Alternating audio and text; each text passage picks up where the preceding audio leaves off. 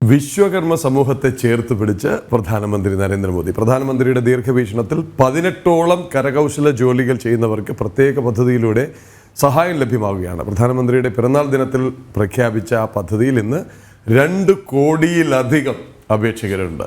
ഈ വെറുതെ വിമർശിക്കുന്നവർക്കുള്ള ഒരു പാഠം കൂടിയാണിത്, ഒരു ചെറിയ ഏട് കൂടിയാണിത്.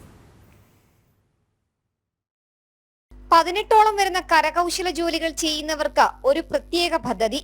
അതായിരുന്നു പ്രധാനമന്ത്രി നരേന്ദ്രമോദി സ്വപ്നം കണ്ട PM വിശ്വകർമ്മ യോജന.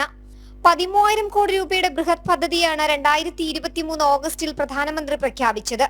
ഈ പദ്ധതിയിൽ അംഗമാകുന്നവർക്ക് സർട്ടിഫിക്കറ്റ് ലഭ്യമാക്കുന്നതോടൊപ്പം തിരിച്ചറിയൽ രേഖയും നൽകും.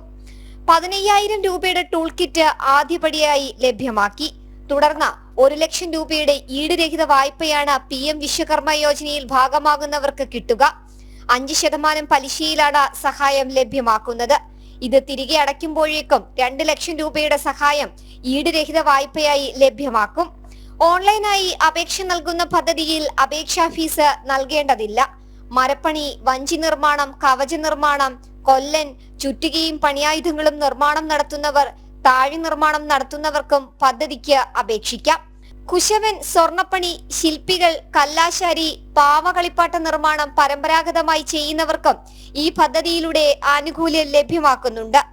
മാല നിർമ്മിക്കുന്നവരും അലക്കുകാരും തയ്യൽക്കാരനും മത്സ്യബന്ധന, വല നെയ്യുന്നവരും പദ്ധതിയുടെ പരിധിയിൽ വരുന്നവരാണ്. പദ്ധതിക്കായി രജിസ്റ്റർ ചെയ്യുന്നവരുടെ അപേക്ഷകൾ സംസ്ഥാന കമ്മിറ്റി അംഗീകരിച്ച് ജില്ലാ കമ്മിറ്റികൾ പരിശോധിക്കും. ശേഷമാണ് അർഹരിലേക്ക് സഹായം എത്തുന്നത്. 2,47,22,758 അപേക്ഷകരാണ് പദ്ധതിയിലുള്ളത്.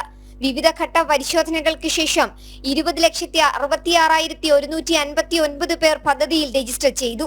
മുൻകാലങ്ങളിൽ ഒരിക്കലും വിശ്വകർമ്മ സമൂഹത്തിന് ലഭ്യമാകാത്ത പിന്തുണ നൽകിയാണ് പ്രധാനമന്ത്രി ഇവരെ ചേർത്തു നിർത്തുന്നത്. ജനം, തിരുവനന്തപുരം.